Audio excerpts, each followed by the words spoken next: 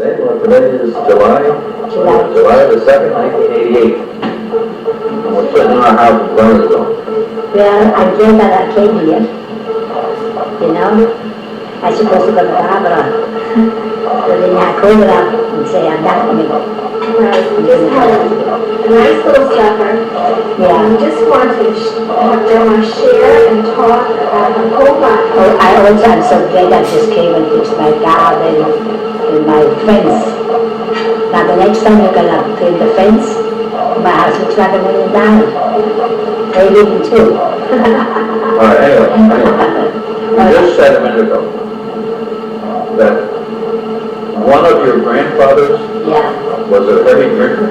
yeah. My mother's father. Yeah. He was the guy who was walking home and one of his children was One of walking his home. grandchildren got lost in the snow. The next morning, you know, maybe grandma, my grandma's just maybe the boys in bed. They looked for the boy in bed. They didn't find the boy in bed. My grandma found him drunk. And so they went out and looked. And they found the boy dead in the snow, frozen. And what grandfather was this? That was my mother's father. And his name was what? His name was Alice Schmidt Alice. And what was his wife's name? Maria. Was it Maria? My name is wife's name was Maria. Yeah. And tell me about your father's name. What's the name of that grandmother? Oh, my father's family. Well, now you see my father.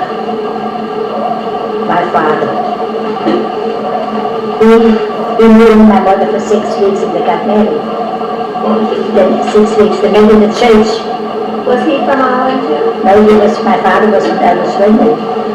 When they met in Elmani, in the pilgrimage. Yeah, my mother made a pilgrim and a holiday, and my father too. So when we know how it was the old times, you make a match. Yeah. Yeah. My mother didn't want to marry on the farm. My mother wanted to marry a guy from the city. She didn't want to go down the stable and milk the cows, she said. I did enough, I'm 24 years old. She was 24 when she got married? Huh? She was 24 when she got married? Yeah, she was 24. And she met my father, he was 82, and she was 24, and they got married. So, the farm was very big, they had 100 acres. Was that a big farm? That's a big farm. 100 acres and 6 horses. They had a big thing around, you know. What did they raise on the farm, remember? What there is on the farm?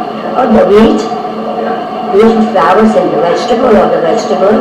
They had a lot of apple trees, about 100 apple trees they had there. And 100 acres is about as big as Birmingham. yeah, Yeah, that's about right. yeah. So you see, it was a big undertaking, Yeah. a big farm like this, and then when my mother got married, she had almost every year a kid. And they had to go out in the field and work because if there will come a storm, you know, and the grass wouldn't grow. The grass would grow back to the ground. That happens, you know. Grandma, did your mother have children who were stillborn or? Yeah, my mother had 4 children, and then she had Alfred, Franz, and Joseph that died. Then they were babies. I remember one that they were like between 6 months and a year and a half, I guess. I remember these little boys. When I was only about 5 or 6 years old, we used to take them for a ride. Put them into a little wagon there, you know, farmer's wagon. Where are they buried? They're buried in the railing in this by Elvis Swindon. This is how you go down. That is where you go to church and school. And I remember my mother, where one little boy died and my mother, she had a coffin on her head. It walked under the cemetery when they buried him. wasn't so fancy, you know. What did they die from? Maybe from pneumonia. I had a wonderful brother Alphonse. He was born 1914 or 15. When we lost the farm that year. He died of it in Georgetown. My mother cried, the doctor says, Mrs. Sachs, what are you going to cry for? Be glad because that little boy will be a simple boy all his life. Be glad that he's you know. You got taken. Yeah. Yeah, something like that, yeah. Oh yeah? Your brother. You know who had rheumatic fever? That Claire, do you remember that Claire in section 21? You remember that little girl there? She had rheumatic fever. Yeah. So let's go back to all the farmers. Okay. All the farmers. They all come, you know, all our relatives come from the farm. All come from the farm. And in farm life is a hard sharp, because especially in summertime, when you can get no help, when you gotta bring your stuff in, it's no joke. How many brothers and sisters did your mother have? My mother had brothers and sisters. She had Elizabeth's grandmother was Tessie, was her name, Tessie, and she had one sister was Maria, but Maria died. But then they had 3 or 4 brothers. You know, my mother. They all grew up in England, and you call that farmhouse the Hansel's home. You see, every farmhouse had a different name. Mine was Hansel's home. In my father's farmhouse, you call that Kleinbauer. And you want to go to Kleinbauer. But their name was Sachs. But their vote was forever Kleinbauer. Tell me about the story what your mother had to, she got a farm after her parents died, but she had to pay off everything, and that's how we got the license. No. You see what happened, Georgette?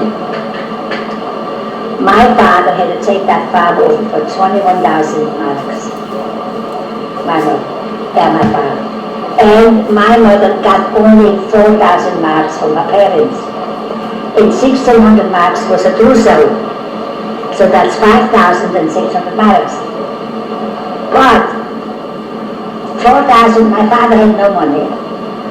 4,000 marks to take that farm over.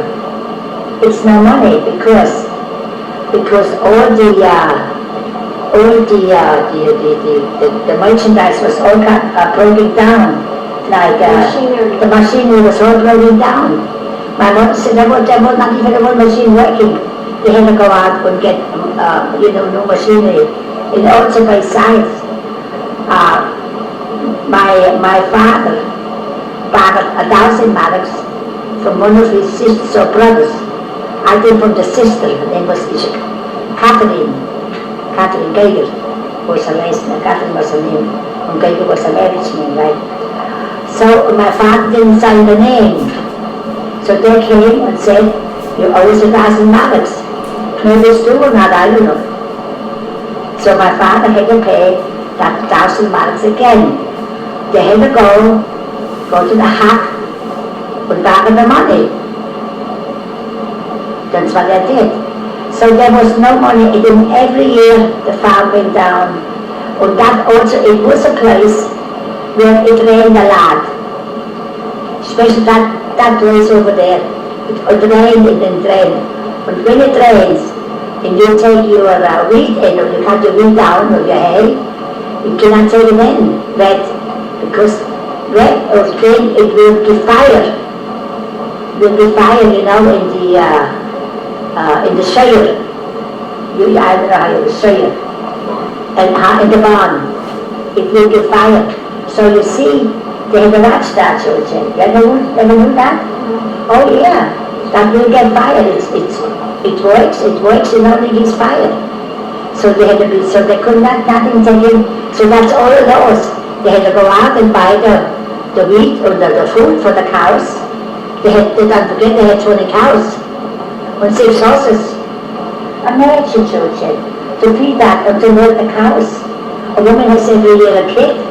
You know, if you got to do that, and then you have to be sure that the milk goes to the morgie equivalent. Yeah. To the dairy, that's right. You know, every night.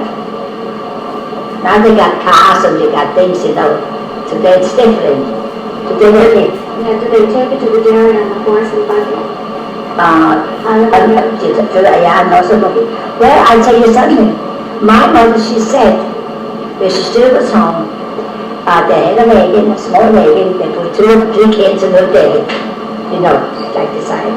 They put them on the wagon, and my mother, she said, I had to go to the next village with the wagon, and she take it there with the wagon. And then you can wait there if you want to have a pound of butter. You see, they take the cream over and make butter, and they do something with it. Now, all the milk that goes in Ireland goes all to Italy. Why do you think they can, it goes all to Italy. Why do you think they can make that cheese or the cheese in Italy, but send it over here to America? I never knew that, but when I was out there this time, this news going to Italy. Right. So what else do you remember from your parents when they got married? Or where did they live then? Oh no, I can remember my parents. Married, you know. I tell you something. I remember the farm. I've been in the school. I've been in the school a couple of months. I was training at school. I had to go to school to Reading. I've been to school there, and I remember we used to say as a poem. We walked. We used to say, the last word was Hasa Kali Hal. This is the last word, you know. Then we wrote it, Hasa Kali Hal. And we were about 7 years old, so it was a bunch of kids, you know. How long did it take you to watch? Oh, about half an hour. Half an hour, yeah. So, and then from there on, I remember that, and then, you know, we lost the farm 1914. We lost the farm.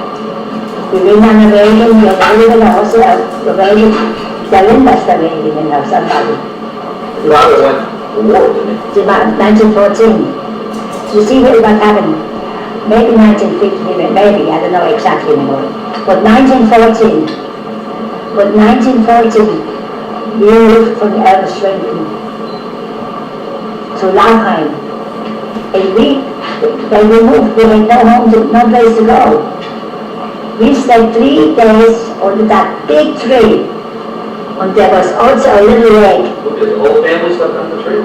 Yeah. Yeah. There was a little lake there, and in that little lake there was a couple big pieces of wood, you know, big pieces of wood like this. So you can go in there and you sit on that wood, you can ride around the lake. So I remember that.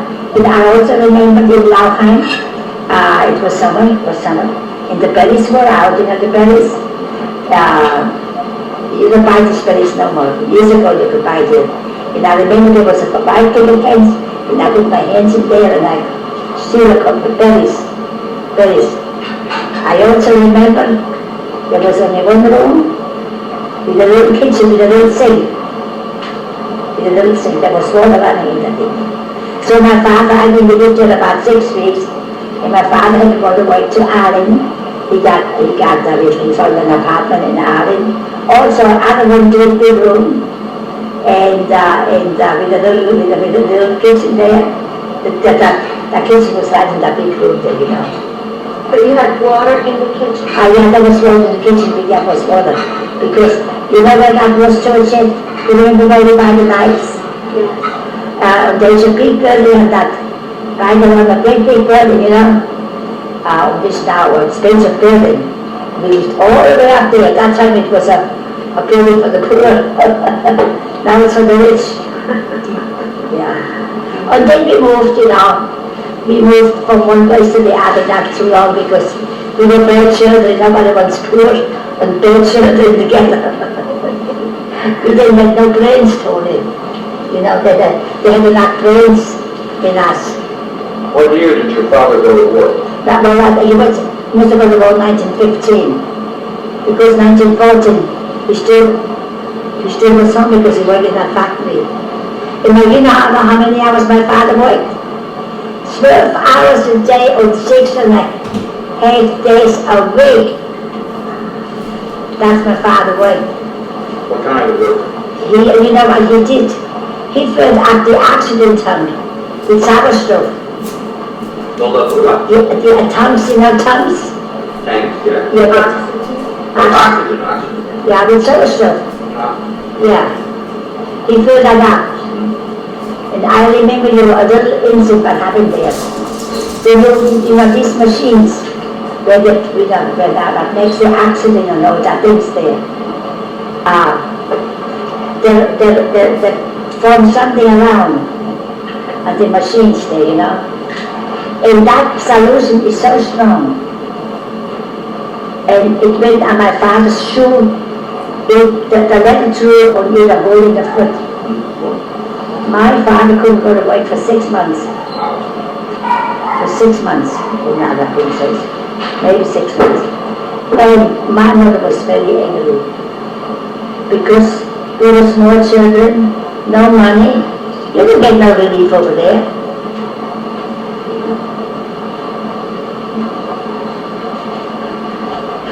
So but anyhow, How old were you at that time? that was just 1915. But my father still was home, but my father was in the army. Oh, and then also, then that Alphonse, I told you before about the Alphonse, died at large time. So anyhow, my father still worked in that sour stuff factory. That's what you say it, sour stuff factory. And my mother said to me, Billy, go out and tell father Alphonse died. So I went out there and I told my father Alphonse died. I don't know if my father came home, right away or not, this I don't know. But my mother, she put a little piece of wool, a little bowl, under the chin, the little boy shouldn't open the mouth. He should get buried with the mouth closed. My mother did that, this I remember, yeah.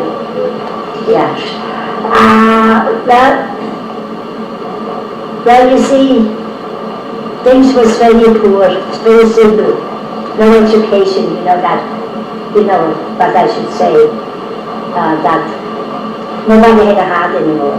The war was on, no food, kids are dying, and then anyhow, while my mother came from a farm, they had money, and then she married into a farm that was miserable for her. So when she lost the farm, she was very happy. Oh, she says, my God, she says, I don't have to go anymore down and feed these cows every morning, and the kids are upstairs crying, they want something to eat. So this I remember too. But I remember very well, we said 3 days under that tree. I'm going to repeat that again. 3 days under that tree. And you know what? Tell you something else too. My mother didn't have no money. The money went to, she got 100 marks on the farm. 100 marks is $25. So my mother wanted to buy a glass of beer or a bottle of beer. That was maybe, that's at 20 cents, 10 cents, But anyhow, she sold the crucifix for 50 cents. She sold it to a neighbor in Laufheim. She sold the crucifix to a neighbor. And my mother said, you must never sell Jesus. She said she sold Jesus for 50 cents. She said that. But she said you should never do that. That's right. Yeah. So anyhow, my father had to go to war. And he sent home a lot of cigars. Sent home cigars? Cigars, yeah, cigars. Yeah. But my mother said to go to work. Where do you suppose you got the cigars? From the army. She got it from the army, you know, I sent home cigars in the bags. So when we did some little bad children, nobody got store for us, you know. So we stored the cigars, gave every kid a cigar in the house, and then we said, let's go out to the cemetery, and let's go and smoke. Tony, we smoked, each one got a cigar, and we smoked, you know. But my mother came home from work, she said, wow, what happened to your kids? Your kids, they look terrible. You used to look awful, you're all pale. Well, somebody said, well, we smoked cigars.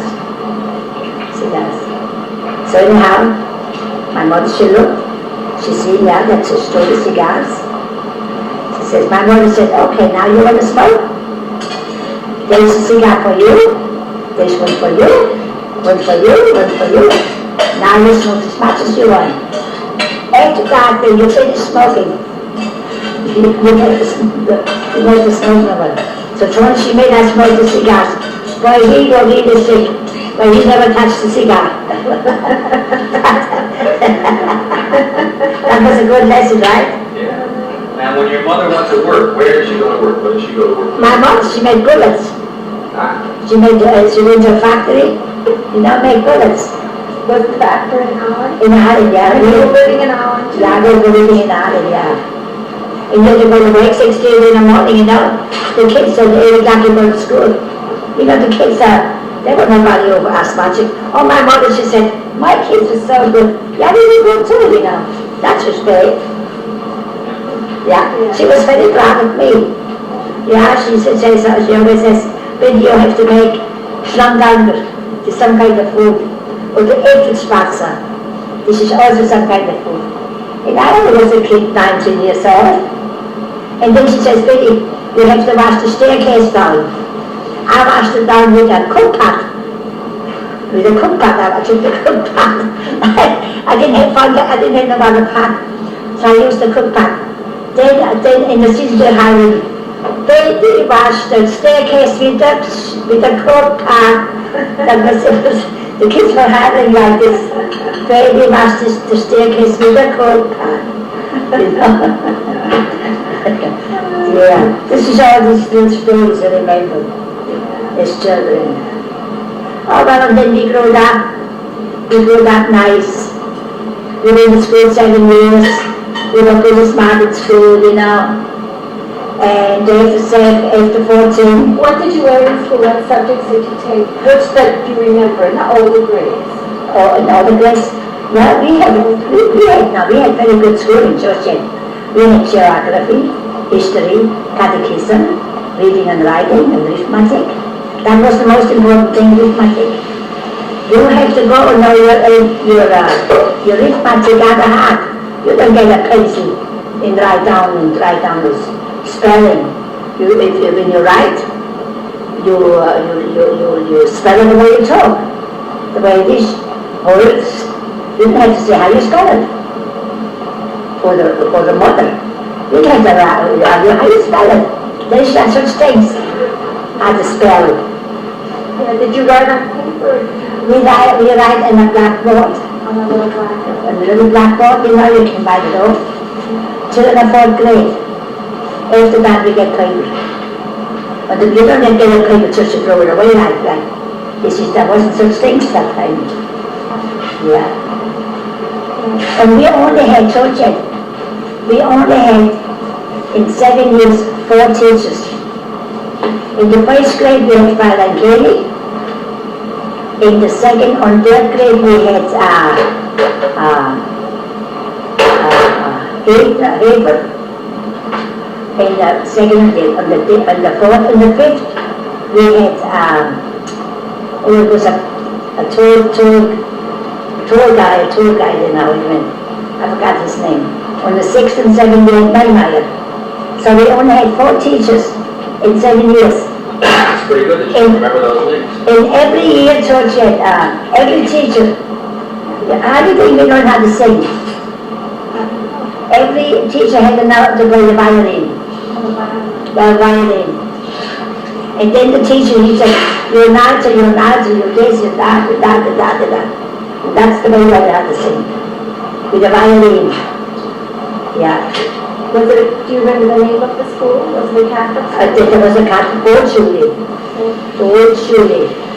That was a Catholic, not that Protestants go there too. The Protestants go there or the Catholics go there. And then the boys, they had the Knabenschule, they had the boys at the school inside in the city. Way inside. Yeah.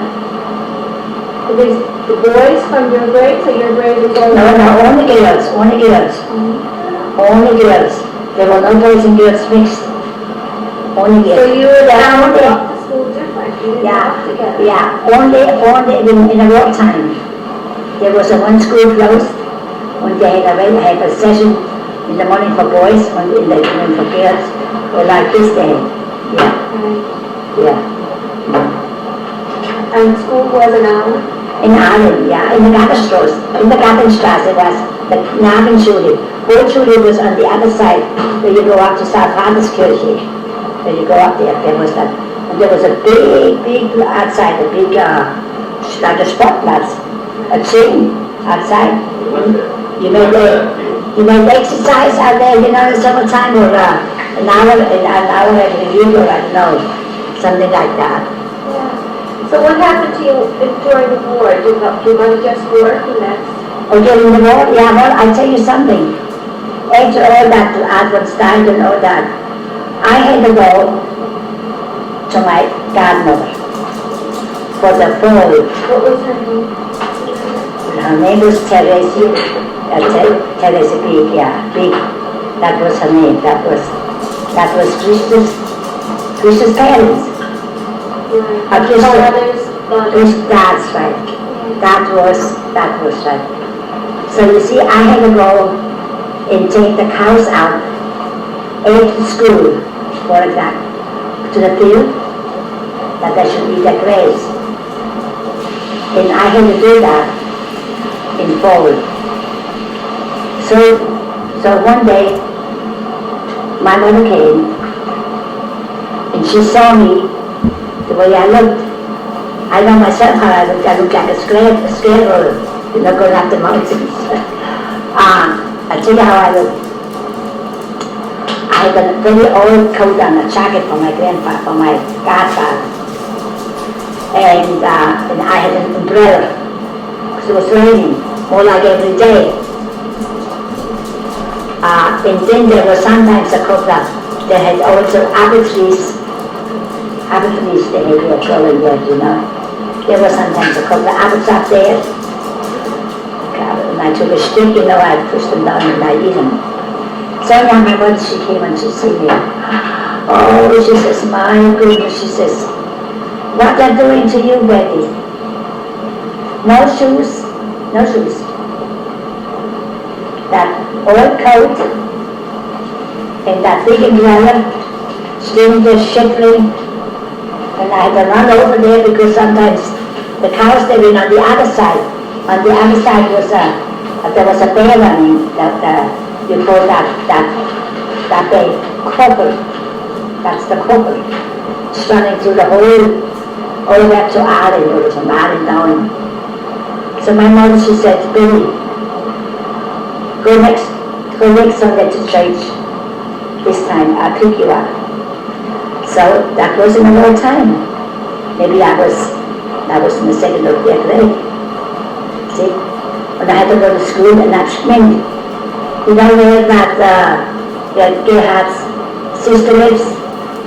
You know where she lives? I had to go to school there. And you know where she's in You forgot that, right? This is nearby Edna. And that is easier than having to go down there. And I remember that I always met a boy like that on the brook. There was a brook. That little boy, his name was Big. Also maybe related to Speaks, you know, to my uncle, to the uncle. Maybe related. But that little boy, every morning he waited for me. So we walked together to school. on the school bus, where Gerhard's sister lives. Yeah. Yeah. So, yeah. What about your Oh, mother? listen, Yeah. I mean, it's not now, I wouldn't understand it now. In Tony, my godmother, she gave me every morning, you know, a piece of bread, you know, you cut it down from a big loaf. You know, you live on the farm too. Every morning. And then going down to school, you know, there were early apples, you know, I filled up my school bag with the apples. Because they were not an egg or a piece of cheese or something, just a bread. And you believe that worms in my body were growing, worms. You know that big? Wow. That big? From the apples or what? From the bread. Bread. Bread can give you, well, we got a good bread, but that time the bread was made out of potatoes, out of a lot of things, you know. That when I sit in school on the toilet, that I had to go and pull it out. Take one. Not the little ones, No, I know the long. the long ones. And when my mother took me home, I looked so bad. I could never sleep like that. Wait a minute. I could never sleep with my arms up like this. I had such pain in my stomach. And I had to sleep like this. And I looked like a dead girl, a dead girl. Till and then I got holes in my feet, frostbites, from while I had to stay in the water, while I had to stay down there in the field, ice cold, no shoes on, no nothing. Well, you know, my mother picked me up. She went after her sister, and she called her all kind of names. Yes, I remember too, all kind of names. I didn't know what the names meant, but now I know, you know. So anyhow, that's what happened. My mother had a hard life too. She just had to go. Oh, and then my two brothers were by my grandfather, by my grandfather, right through the woods, and up to England. You know, we go backwards. We go back to the woods, you know, to the England. And only Paul, you know, only Paul Gerhard's father. He was a very mean thing. Once he said, you know, like, he took that photo, you know, the pitchfork, like we have a pitchfork, and he drove it to my brother. He wanted to kill him. Which brother? Casper. He was there, and Ella was there too. Only Teddy was home. It was for that my mother could feed us, and then that we had something to eat.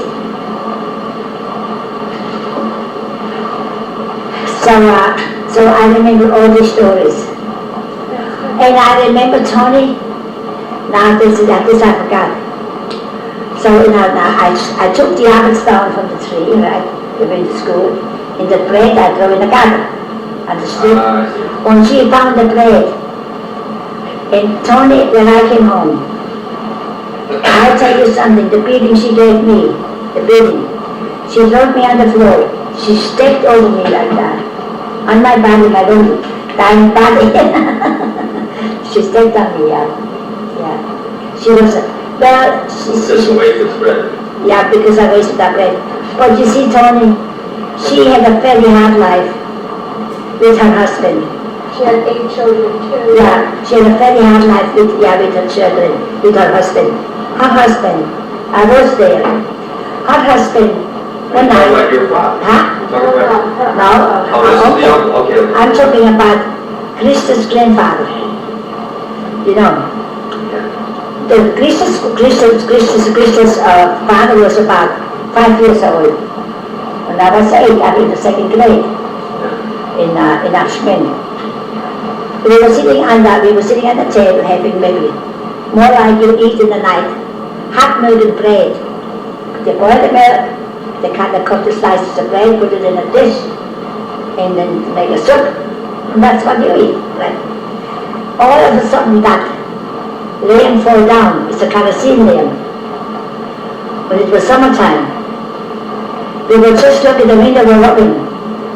So my aunt and me, We took that kerosene there, and we threw it out the window. Out the window. So when my grandfather was on the other side and drinking with the bodies.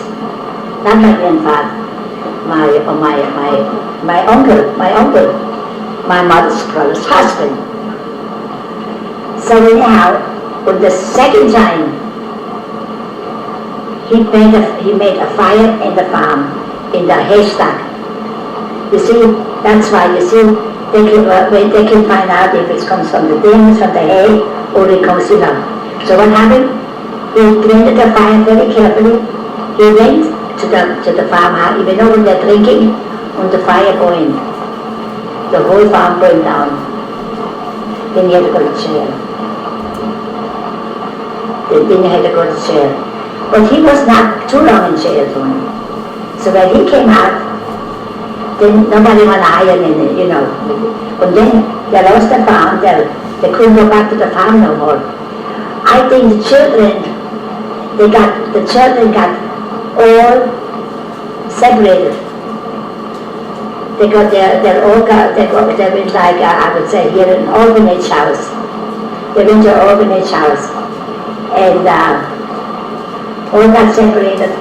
The Anna Maringer, the Joseph, and then I think she could stay home, she was the baby, die von Schondorf. And then he had 3 brothers. The 3 brothers, they had 3 more brothers. So it was a big family, 7, 8 kids all together. So and I don't know where they put my aunt. They put her away too. Because you had no place to go. Oh yeah, that's right. And then nobody from the children, like Anna Maria was married already, got bigger, you know, and the kids were married already. Nobody wants the mother because there was war. You see, they had no food. So nobody wants the mother. So she had to go like to a White House or something like that. You had to wait for your money. And then what happened? I think she committed suicide. She cut her wrist. Yeah, that was Anna Maria's mother. But you see, the kids don't know these things so well. But they don't want to talk about it. Yeah, the church talk about it because that's the way life was out there. Yeah. What about your mother's brothers and sisters, Fasenmeyer? Fasenmeyer. Oh, you see, my mother's name was Fasenmeyer. Your mother's mother was Fasenmeyer. Your mother's name was Schmidt. Oh, my mother's name was Schmidt. Can you get John out? That's another generation. Yeah, and as a fact, that Fasenmeyer, she had a brother that big was a priest. Oh, is that? Yeah, they were religious people, Georgette. They were good people. They were very praying, you know. They did a lot of praying. I told you in the wartime, you know, even when we went to work, we came home, there was no food. We were praying the rosary beads till they fell asleep. That was our food, you know, because there was a slice of bread maybe, you know, so it's very little food. We used to go inside to the house before us. The lady always got what apples, you know, in the shells she throws in the garbage. We look for these shells and eat these apple shells there. That's right. Yeah, we always look for them. Or we went baking after school. We went baking, you know, and then we say to the farmers, please give us a piece of bread, we're so hungry. I always get a lot of bread home. I always bring some bread home. And also, Tony, I tell you something too.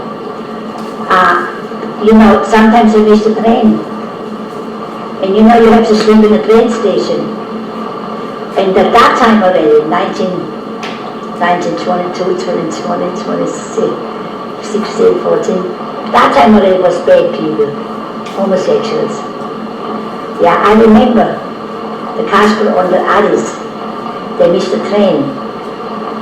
And there was, they told us, you know, that there all had sleeping up on Bahnhof, the train station, and there came a guy, Louis, one of these boys into the bathroom, into the toilet. And we had somebody living in our house and was explaining to us, girls, to us kids, he was working for the Red Cross. And he said, listen girls, when you stop bathing, and when you miss the train, you gotta be very careful, stay together. Don't go someplace else and leave one alone.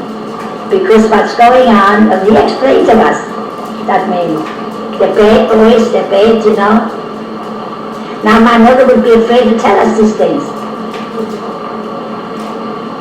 Yeah. So that was hard times, it was very hard times. People, they can't believe it. That we went to school, Tony, we went to school, the snow wasn't down yet, but when we came out of school, the snow was that high, we had to walk home with no shoes on. We had no shoes going to school. We came in, we walked home with no shoes. Yeah. Yeah, Tony, see. How about tell us, unless you have something else you want to talk about, tell us about how it was that you started at the beginning, that you came to this. Yeah. I want to know, though, to just back up a little, where did you work when you got out of your school, when you were done with school? Did you work right away? I worked right away. I worked right away for Herr Probst. Oh, yeah? For Herr Probst, yeah. We met those people. That's right. The daughter or something? That's right. Yeah. I worked right away, and I tell you something, I worked from the scratch. Doing what? 13 years old, 14 years old. I worked from the scratch. I had to go and wash the staircase down in the factory, and I had to bring the girls a glass of water. I had to sweep the floors. What kind of factory was it? That was like a textile factory. We made our own material, and there's even the material. And we made our own woolen stuff, We made that in the material, and I learned all that. You see, I was never lazy. Right. And we all learned that, Tony. So I worked in that factory 7 years, where I was just like 6.5 years. The head Probst called me into the office. He says, Billy, I want to talk to you. So I went inside, I was afraid, I don't know what happened. He says, Billy, you had so many trials in my factory. I had a lot of trials, Georgette. Yeah, they figured I steal and all that. Oh, sure, yeah, that's Georgette. So everything, like they had missing one time, I don't know how many sweaters. In Tony, we made nice stuff in the factory. I don't know how many sweaters was missing. And that night, but then when we see the next day, the boy that's supposed to go and write down how many sweaters I bring. He says, Billy, you go home tonight. We're not going to control you, nothing tonight. So the next day things was missing. So he took that stuff, put it all the way up in the attic, inside in the, the nail lifts. Where you were, all the way up there, and drove all the way down in the, how you call that? You got a pitch roof like this. Yeah, so anyhow, I said, I will pay you last night, I bring stuff here, and after that I went home, I closed the door, I went home. And, but anyhow, they found out, his name was Franz Seiler. See, I didn't forget his name, so Franz Seiler was about 16 years old, he was on a therefore, he was working in the office. So anyhow, they did find him with a lot of money. They found him with a lot of money. Yeah. And also Tony, one time, that big shot called me in. His name is Herr Help. In this Herr Help, we always, on Sundays, we always went spazieren with his sister-in-law. Sister-in-law, not with a wife. Involved of the lady. So anyhow, people talked about it. So Tony, this Help called me one night in. And he said to me, and he talked to me, and he says, come here. he touched my knees. He touched my knees, you know. And I quit. I was afraid. So anyhow, this help, I don't know how much money he stole from Hebrews. Was he a relative? No, he was a worker there. He was the biggest chap there, you know. Yeah. Mary told me that. That I was at that I told Mary the story. So anyhow, so I quit. That was just about before I went to America a couple of months before. So then the Hebrews called me in. I was afraid to tell Hebrews. He says, Barbara, I want to take this factory over. He says, you know, you were running trials and you know everything, you know everything, all the machines, and you take this factory over. So I said, Hebrews, I go to America. So America? I said, yeah. Well, where do you come? So I said, the Heflung? Oh, om Himmels Gottes Willen. Das wird, aber tun Sie aber den nicht heiraten. Das ist so eine schlechte Familie. Hat er gesagt. Just said it like that.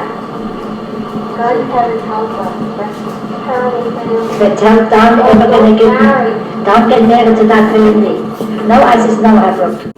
So anyhow, I told Hebrews, nah, I would never marry him.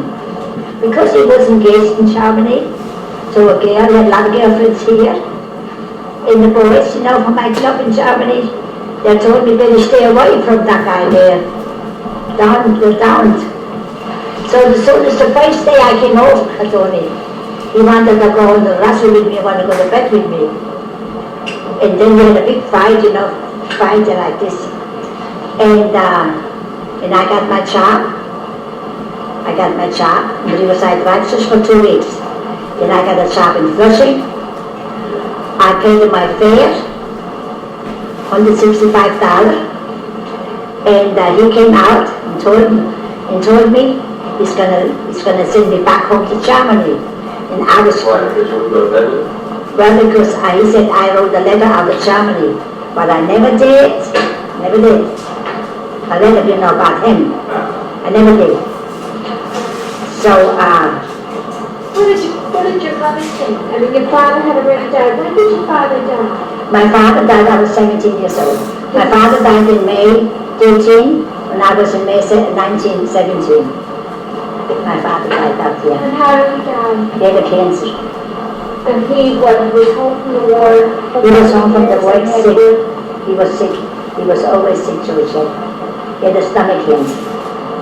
Even the food they ate, anybody can get a stomach cancer. What kind Only of smoke. a man was your father? I told you something, my father was a beautiful man. He wouldn't hate a fly. He will not hate a fly. When my father died, I think the whole city went to the funeral. There was a big marching going on up to the grave.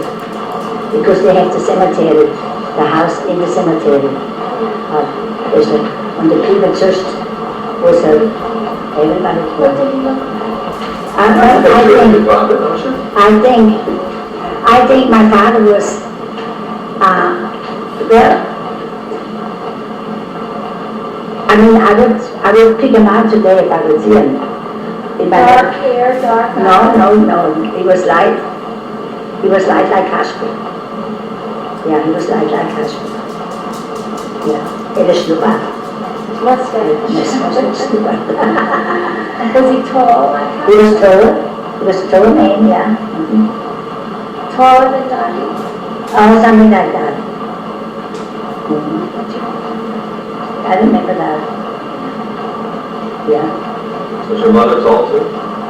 My mother she was not short. She was medium sized in her life. What was she like? What was her personality? Her personality? Yeah. Well, I tell you something. She put her foot down. She had a lot to handle. She had a tough life, Georgette. She had a very tough life. I mean, when you lose a farm and you have 3 kids died, 4 miscarriages. I remember even going up with a midwife. We went inside the midwife, get the midwife and water, pail of water, you know, getting the water in the house. We had to go to the city, you know, to clean my mother when she lost the baby. We looked at the keyhole, you know, we're going to see what's going on. From the dining room to the bedroom. Well, we only had 2 rooms anyhow. 2 rooms with 5 people. So what, now you were at this hair plugs factory. Yeah. You worked there for 7 years. 7 years. 7 years. What did your mother think when you told her you wanted to go to America? Well, my mother was glad that we're going to America. You see, we have relatives in America, in California. On the road to my mother, not to come because the time is very bad here. And the time's so bad. Right, Tony? Remember, it started very bad. So they told us not to come. Yeah. So we want to go. So I told that Marie, I says, Mary, you know, I would like to go to America. Oh, she says, yeah. Oh, she says, I like my brother. And the brother sent to drive away the papers. And then he sent the tickets. And we have to wait only for our number. And then we came here. Where's the number come from? The number came from Stuttgart. See? That was an immigration number? That was an immigration number for me. So you see, and then we came here with $25. You saved the money to come? No, I tell you something. Oh yes.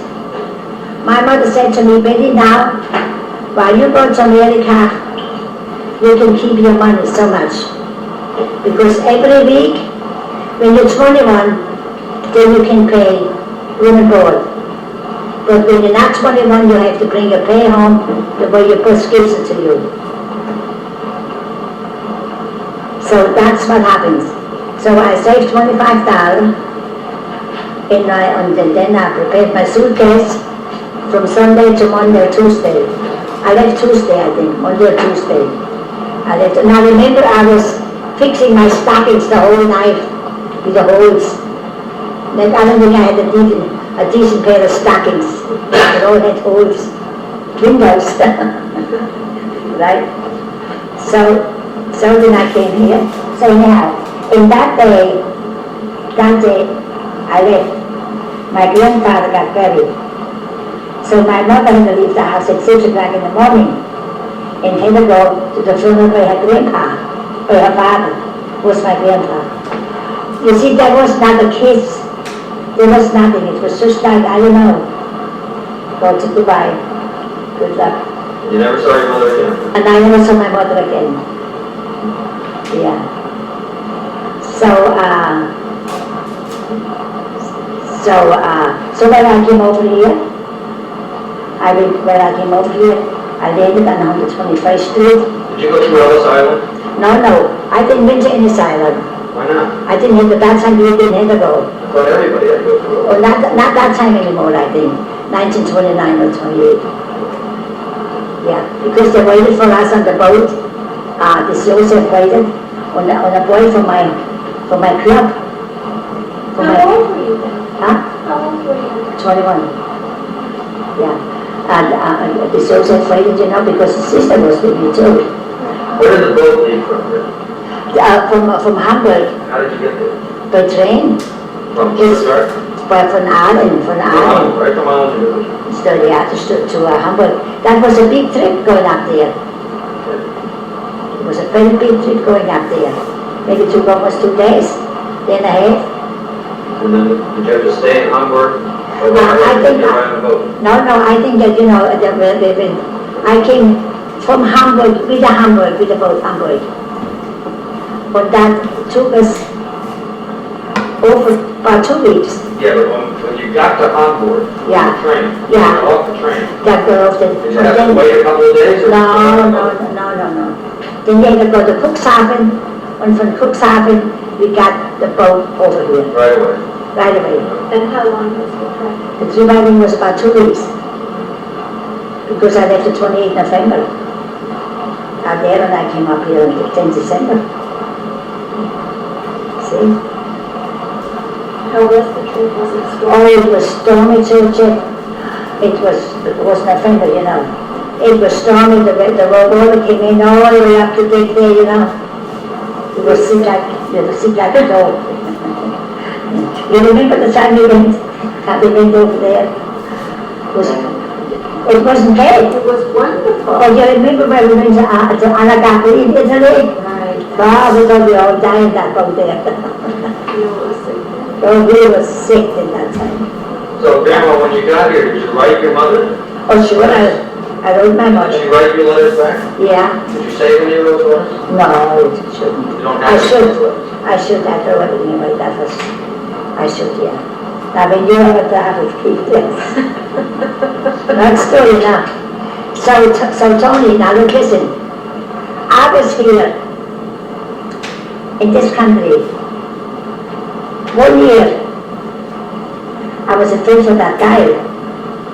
He's gonna smack me around or whatever. Throw me in the river. I don't know why he was going to do that. But I never heard nothing home about him. So he was engaged in German to a girl. We had that girlfriend here too, from my hometown. Her name was Lena Meyer. She came not far from the Hindenburg. She came from the Brandenburg. Yeah. So anyhow, that over 13 days ago, 2 days with me. So anyhow, I was a whole year in America. I never went out because I was afraid for him. And then I wanted to save money to bring my sister over. And my brother, and Clara, they all came.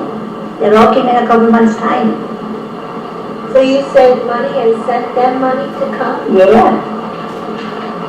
Sure. I paid for my ticket. How did you get your first job? Oh, at my first job. Yeah. How I got it? You see, this fellow that belonged to my club in Germany, he needed a girl. The missus said about a hospital. So I got a job right away. First I went in the Riverside Drive. And you see that Joseph was such a smarty. You see, we were here 3 days. Between his sister and me, we had a furnished room on the 21st Street.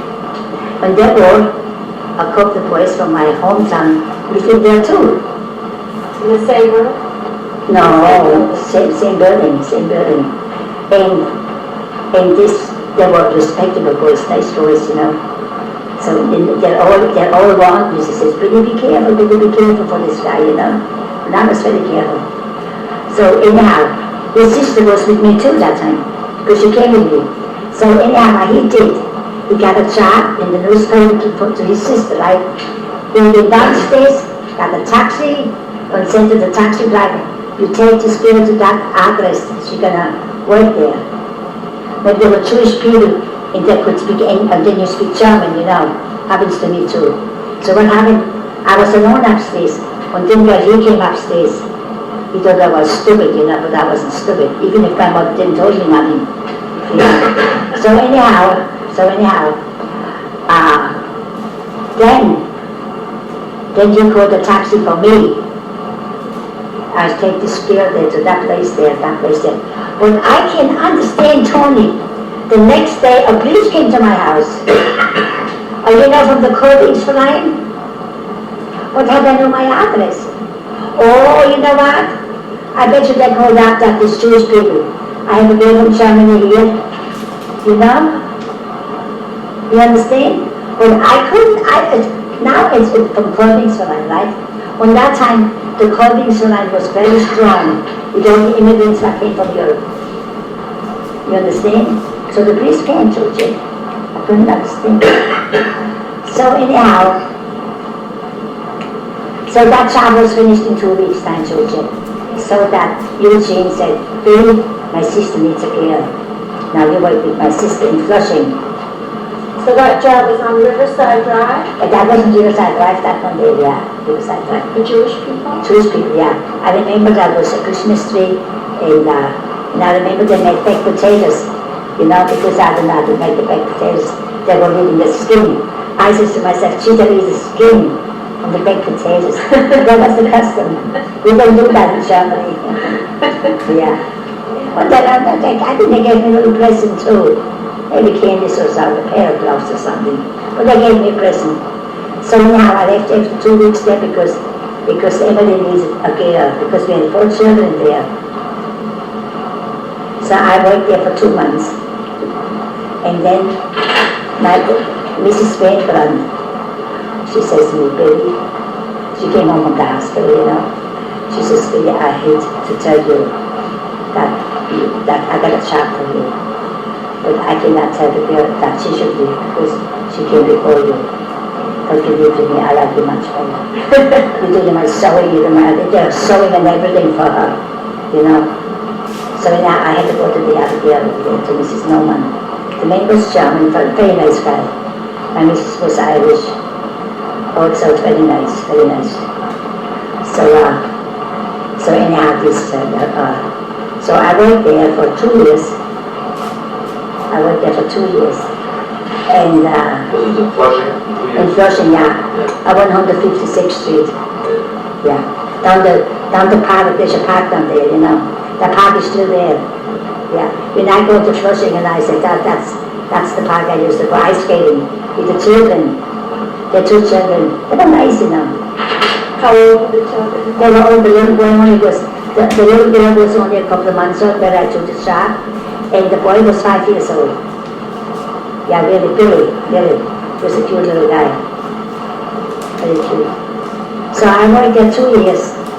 So that little girl maybe became 3, you know, when the boy became 7 or 8. Yeah. So one day I made a cake, you know. I always used to bake too, you know. And I used to cook German. They like German food. So anyhow, so I made a cake, we looked for the cake, we can't find it. Billy, he said, well, I was eating the cake with my friends. With my friends. Yeah. And that's the time the Blondie Joseph came, you know, to that house by Norman, into her home, and he said, next time when he comes, let him come into the kitchen. I tell him who's got to go home, you or him. And he gave me, I owed him maybe $60 more, and he gave me the $60, my man, my mister. He says, still pay him off. Pay him off. Because you see, Georgette, You owed him $60 for the... $165 for my ticket. Yeah. So because each time I got paid in Chandra, because I worked by the way. When in February and March, and I made $50 or $60 a month. You made that much? I think between $50 and $60. But you sent it over to... And first I had to go pay my ticket. And then from there on, my sister came in May. Stood down the office where I picked up my sister's stuff. They didn't charge me for the bill shop, for the papers, you know. They didn't. They were very nice. But anyhow, now how I had that money together to send over. Somebody must have borrowed to me. Yeah. Then they have given August, you know.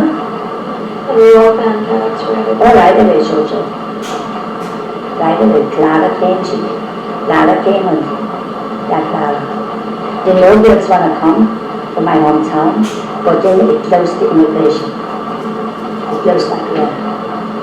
Okay, so now what happened after this job? You stayed there for 2 years. Why did you leave? Well, I left because that was really, when I came back for $5 a month more. I left that job. And then I had a girlfriend, Matilda Olden. I don't know how I ever met her. And she says to me, her missus is looking for somebody. And, you know, and I will get $5 more. But it didn't pay it only for $5 more a month. That was that missus, that lady that was in Hollywood with Ed Robinson in the movie. She was a ballet dancer, Mrs. Georgiadis. She was the ballet dancer on a Sunday morning, early in the morning. The husband played the piano, and she was ballet dancing, and the kids watched it, and I watched it. So anyhow, I took that job. There was a grandpa there, the old man, Mr. Georgiadis. He came from Vienna. And then there was the father, and then the 2 boys and my missus. My missus, after that, you know, she quit Hollywood, she got married, when she was a speech therapy. She gave speech lesson in the house. But in the night she was never home. In the night she always went out. I think she did maybe spoke a little bit on the radio too. In my mister, he had a bookbinding place, but he made very little money, my mister. Mr. Sorokin, the grandpa, he worked for the Hencock Life Insurance Company, and the car payment in Brooklyn. That's where he worked. There was a little cemetery there yet. I used to go over there, you know. And they were very nice too, you know. Every Saturday we went to Sachs. After the lunch we went to Sachs for ice cream with the kids. Grandpa was treating that. That was not bad, you know. This was very nice, I like that. And there I worked 2 years, more than 2 years, a little bit 2 years. Until I met, you forgot all about how I met your father. That story, you know. But that's a good. Where were you working at that time? Oh, at that time we were working still in Flushing. In Flushing, because I'll tell you something. We went dancing to 86th Street, the first time after 1 year. We went up to the older man. We went upstairs, my brother, my sister, all the girls of my hometown, about 10 girls, right? So, we went dancing. And then, I walked up there was sitting this guy across the street there, across the hall. And I said, gee, I see this guy in my dream. I said, this guy in my dream. Just like that. And then, we went down, we had our coffee, you know, coffee was, for 15 cents you could go to the older man. Coffee for 5 cents, sandwich 10 cents, right? That's what you went out. 10 cents was the coffee back and forth, 25 cents. 5 cents bananas, you're out the whole day. That was his good old days, right? So anyhow, where we went dancing down to Wiener Herzog. And Wiener Herzog, this guy comes upstairs, the church, come upstairs because we're sitting in the balcony. We were watching everybody, you know, we were greenhorns. We never watched. Now this guy comes upstairs, he's dancing with me. And all the girls from my hometown, they had nobody to dance with, they all got some shadows. Once I had a big fight with a girl too, in my kitchen in Flushing. Yeah. So anyhow, so he came, he danced with me, but then after no more. He had the girl in the back there. There was a little snook in the back there, you know. There was sitting all these lovers over there, you know. So he didn't came no more. So I didn't dance with him, you know. So I went dancing again. So he came up again, you know. And then he came up. Did you talk to each other while you were dancing? No, we didn't, no. No? I didn't think so. Well, I spoke English already, you know. When he spoke English, or poor English like me, you know, we could talk, you know. Maybe we talked a little bit something, I don't know, because I don't know. So anyhow, Tony. Yeah, when did you guys think about marrying 6 people and watch the movie Crocodile Dundee?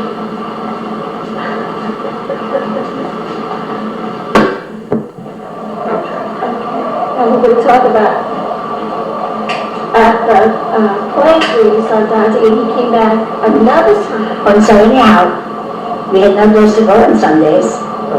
When our days were off, you know. So we went to the Wiener Herzog. So there I see that day again. When he came up there and he was dancing, you know. With you or with all the girls? No, just with me. And the girls, you know, they're cool, you know. Yeah. So then it came like, when he came again, and then he said that he had a girlfriend, German girlfriend. And this German girlfriend, she was very nice. He said that she said to him, George, I'm engaged and I'm going to be married in a couple of weeks and I'm going to go back to Pennsylvania to my fiancé. And I'm going to get married, you know. But the church said she was a very nice girl, you know. So then the church came on the day, you know, on Sundays. But I got always my things to go inside myself. Because that time, to go into a dance, the church made $15 a week. He has to pay his room and board and his food. I made $15 clear. You understand? So you see, a maid made as much as money than a man. Understand? Yeah. You had all your other. I had all my, yeah, that's right. So anyhow, that wasn't Flushing yet. But then I must have changed from Flushing to go to Brooklyn. And then, you know, my missus wants me. She wants to know with who I go out. So I had the church came to Mrs. Joaquin and introduced himself. You understand? Yeah. Because, you see, Tony, these people, they have children. And you don't know with kind of guys that are going out, or with how many guys that go out. You know, play hanky-panky, you know, and to get a disease. I can give the disease to the kids. Yeah. So I remember she said, well, you don't drink and you don't smoke. You must be a nice guy. On the grandpa, she said, well, that's why the grandpa said, well, that's a bank book by itself. But you didn't know he made so little money, you know. Well, not such, you know. So anyhow, so we went out together, and then we got married in City Hall in August, on the big church. What year August? 1982. 32. Yeah. So and then we struggled along like everybody else. Had 4 kids, raised a nice family, raised nice children, nice girls. And not everything was smooth. We all had to go to work, everybody went to work too. What did George do for a living when you first got married? He worked in a restaurant as maybe short order cook. Where was the rest? There was the restaurant where I worked in Brooklyn. I lived in the city, in the city. In Manhattan? Because he lived in the city. I think he lived with his sister down on 28th Street someplace down there. So how did it work after you got married? Did you stay working as a maid until you got married? And Yeah, then I went on dress line. Then I went, and then I went to go because I knew how to sew. I want to change my career. And then I went to work in the dress line, but it was very poor. I made $5 a week and 10 cents a dress. 10 cents a dress, imagine. I had to work for $1 a day. $1 a day, $5 a week. Cover I didn't have to pay because I worked in Harlem. I worked where I lived, you know. So when you were first married, you lived, that's where you went right to 102nd Street? Yeah, 102nd Street. Yeah. That's where you lived until you went to the Bronx? No. I lived on 101st Street. 101st Street and 2nd Avenue. 101st, between 2nd on 3rd Avenue. Right from, Lexington and 3rd and 2nd. 3rd and 2nd. I went to work in 106th Street, 105th Street. 10 cents a dress. As a fact, I was even just the other night, I was thinking something funny. Where I worked for the union, where I went to start working for the union, I made in one day 48 cents. By the union, I only made one dress. And I was so nervous that I didn't even know how to put that dress together. Because that time they had the plackets with the buttons. You don't remember that. I didn't remember how to put the plackets on with the buttons, Nobody would teach you nothing. The second day I made more. The same week I made $20. For the first day I made 48 cents. Yeah. That was by Mrs. Delacqua. 105th Street, one flight up between 105th and 104th Street. It's a union place. And you had just a little 3-room apartment? Yeah. And when did you move to 1621? Oh, to 1621? Why I was just born. Oh, wait a minute, that was 1621. and Lexington Avenue. Lexington. Oh. Yeah. Top of the hill. It's on the hill. Yeah. When I moved there, Georgette, I think from the 101st Street, we moved we moved to Lexington Avenue. From Lexington Avenue, we moved down to Winters. On 76. Yeah, you remember Winters? Yeah. Yeah. They lived by Winters. We had a nice apartment there by Winters. Five rooms. $28. $28. 5 rooms. Now, I should show you. I went to work, I made about $40, $50 a week. The church made maybe 40. He made less than 90. So we made $80, $90 a week. The rent was $28 a month. So you see, we made about between $360 and $400 a month. The rent was only $28. The nursery for the kid was $1.50 Per kid. US. Yeah, The per 4 kids. child. Four kids for $6. See, and then I made downtown $40, $50, you know. That time you didn't have to pay taxes or something. It was not like today. See, and that's the time you could save money. Right? Not like today. Today you can save nothing. So, and then Tura, she was already about 16, 17 when she wants to move, you know. We were looking for a house for a long time. We changed the mind, we're not going to buy a house, blah, blah, blah. But then we bought a house, this house here, for $14,250. That When was that house built? 1928.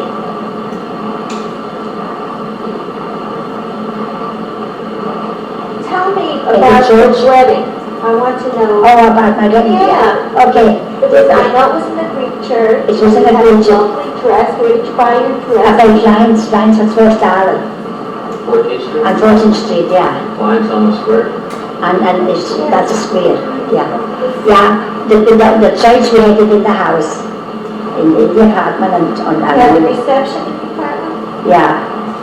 And I tell you something, now who was there?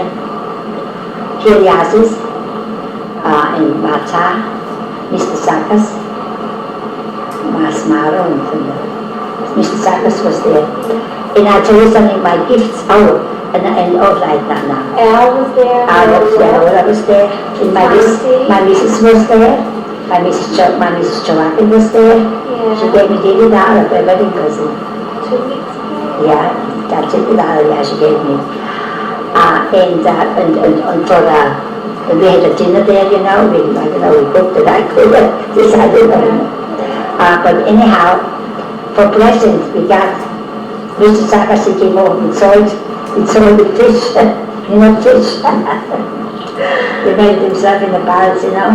And I don't know, the spanaburas, you know. Yeah. They were there too, you know. Oh, and on a bill she gave me beautiful little glasses, 6 of each. These 3 glasses and more than 3 glasses. I think I still got 1 or 2 glasses for Oh, them. do you? Yeah, maybe I gave it away to one of the kids. Yeah, and that was also it. It was such a great fancy wedding. When we danced, they put a furniture outside in the hallway. Like the Greeks are doing, you know, I was a Greek, but I didn't know, you know. That was fun. Yeah. Wonderful. Yeah. So that was nice. And I remember Sappho came very late to church because, we didn't even wait for Sappho because she went to the beauty parlor, had her nails done, you know. you know, in my hands, you know, I went to the beauty parlor too, you know. And maybe in the morning early, I don't know it, but I went anyhow. So the girl in the beauty parlor, she says to me, gee, what kind of hands you got? Are you a truck driver? You know, they had that time, that Kirkman's sold, you know, in a big box like that. Yeah. The Kirkman's, that time to start. And you know, from working and from washing the clothes, you know, we had a washing machine, you know. got some hand in that soap. My hands got like a truck driver. Rough. Rough like that, yeah. Yeah, it's I remember too, you know. God bless you, Tony. So that's that, Georgette. That was, and then Georgette. And then Georgette, God bless you, God bless you. And then your father got sick, Mariona was 4 years old. Remember when your father got sick? I don't remember the first time. I only really just remember he was always sick because I was not being around. Oh yeah. Well, you were about 8 years old when he got sick. 1950. Yeah, you were about 8 when he got sick. He had his first kidney operation. Yeah, yeah. Mm-hmm. You know, Georgia, when we came back, he did something. You're not even 50 years old. And you had to go to such a thing there. To an operation like that. On the left pyramid. Yeah. It was terrible. He got cheated out of his life so many years. So you had 4 daughters. Yeah. Did you have any miscarriages or anything? No, nothing. No false starts, no. Nothing. That's good.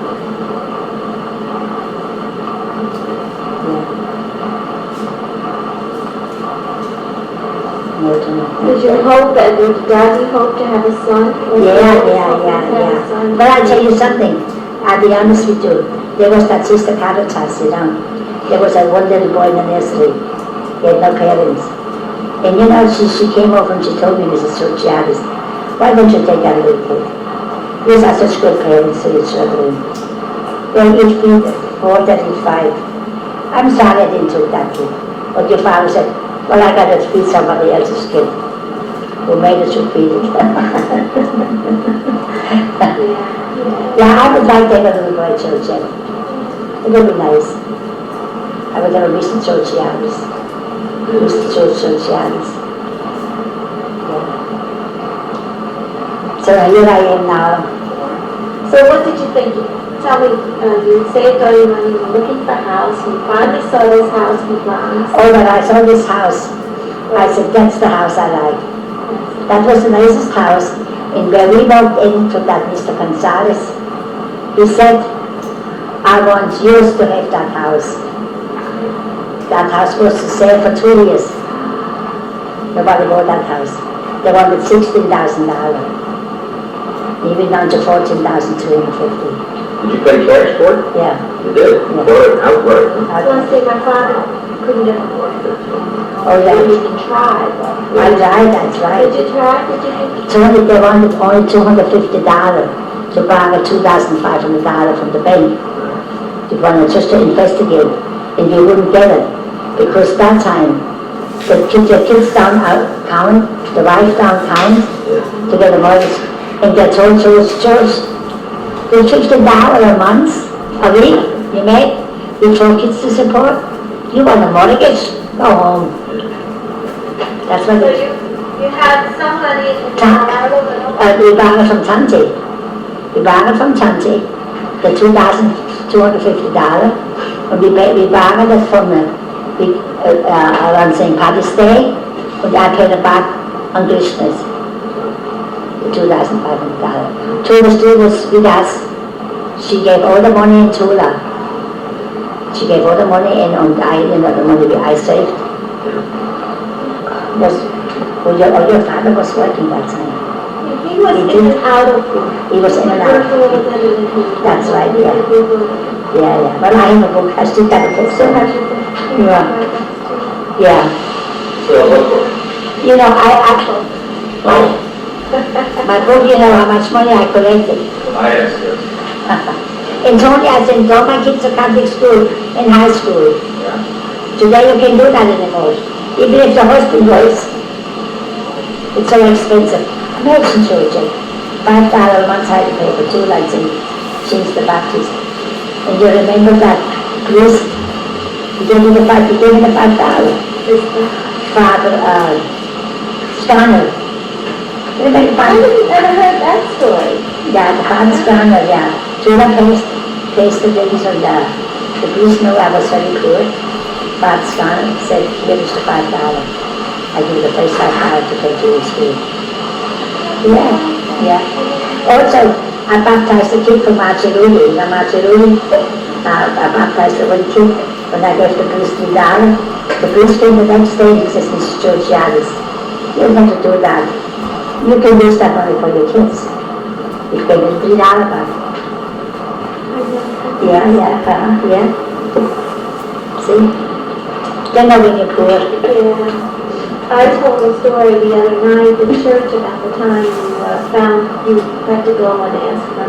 For 11 cents for the milk. Yeah, totally catch up. Well, I tell you something, I have no more money for milk for the kids for tomorrow. Well, I says, now I must go to Smart, that's the only way I go. And then I'd be ashamed. You know, I don't want to tell her brother he's not working something, you know. And so I went. I walked down the street, I walked around the street, I walked right there I walked the country, and then I thought I think that's just the police station. Right, I looked down there and I found the 11 cents. I said, I was so glad I found the 11 cents because I would have to walk down the 11th Street. And the 11th Street, and the ace was smaller for 11 cents. And then that would be very embarrassing, you know, for her too. But I found the 11 cents. And then, you know, one day I was broke too, you know, I found $1. That was more than 11 cents. Yeah. So Tony, yeah, and I exist and I'm still here, right? Right. Or you can do it like and I can talk more, right? But you just gotta ask me something. Yeah, so that's the story. Yeah. Oh, also, you know, the first time we came to Germany, you remember? We were by Anna Maringer. When they came back, but we all said they came. And he spoke in English. And he says to the kids, your mother was a good girl. I remember that, I heard that. Because they spoke English too. And then, you know, and then came that guy I used to go out with, that Willie Castor. He came with his wife too. And the Willie said to me, you know, he said, I had an argument with my wife today because she wanted to buy an umbrella. And she's got an umbrella home, you know, so an argument. But anyhow, she says, let's go and see Billy tonight. Let's go and see Billy. And they came down too, you know. They came down too to see me that night.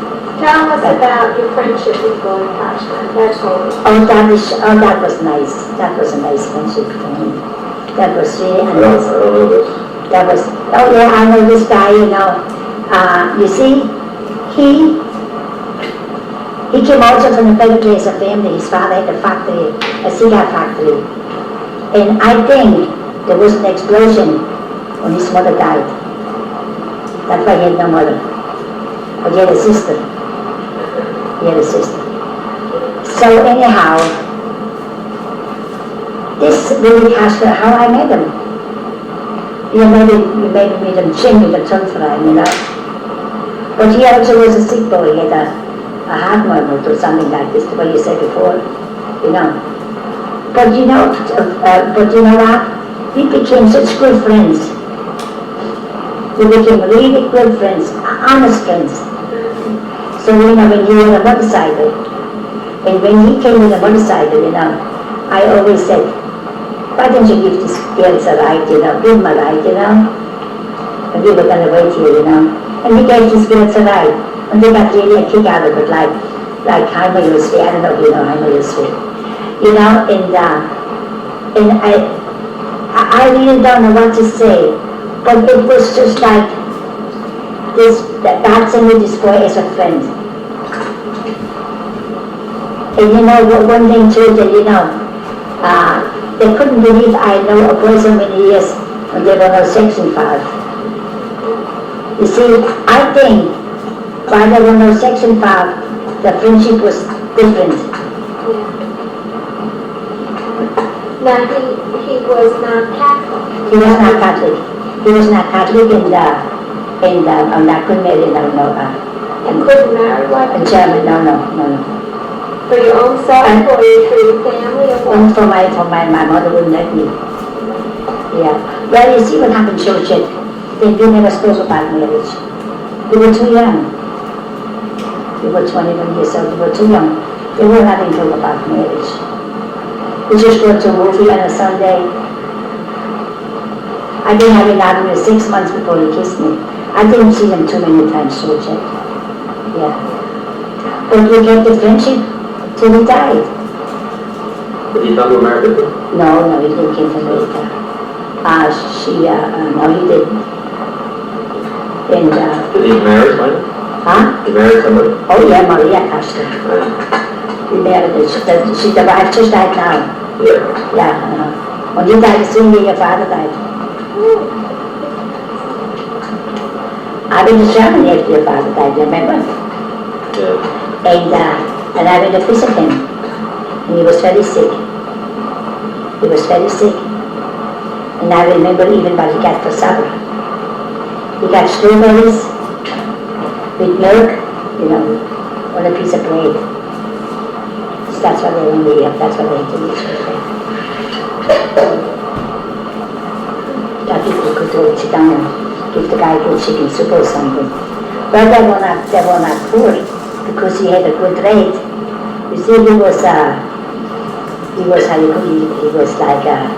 learned the boys how to have his trade, and he also, when they're finished, then they come the Prüfung. And when the Prüfung comes, you got to go to him. Yeah. That you're gonna get, that you get your papers. Yeah. See, he was your age? Was he was, I think he was my age, or he was maybe a year older. Or maybe he was my age. And did Uncle Kasper have friends, boyfriends at his age? Yeah, I tell you something, Georgette. The Kasper, he belonged to football, always to the football teams, But that he had friends, I can remember, while he was, you know what I mean, right? Now, but Jesse and I, we spoke the other day, because he used to go out, take that little boy with him. That little boy, he had very bad eyesight. And when the Kasper, she said, well, I feel sorry for him. I've been taking him with me to a trip. On this boy, I don't think he had a father.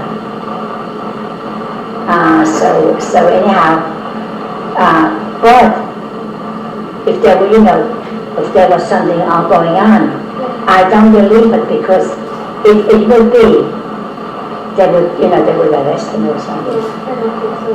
You don't think so either? Because I went to the priest out there. I went to the priest the first time, 1955, and he told me that there's nothing to worry about. There are many, many boys like that. They are in the nut house. I believe that, Georgette. So, but the priest said we should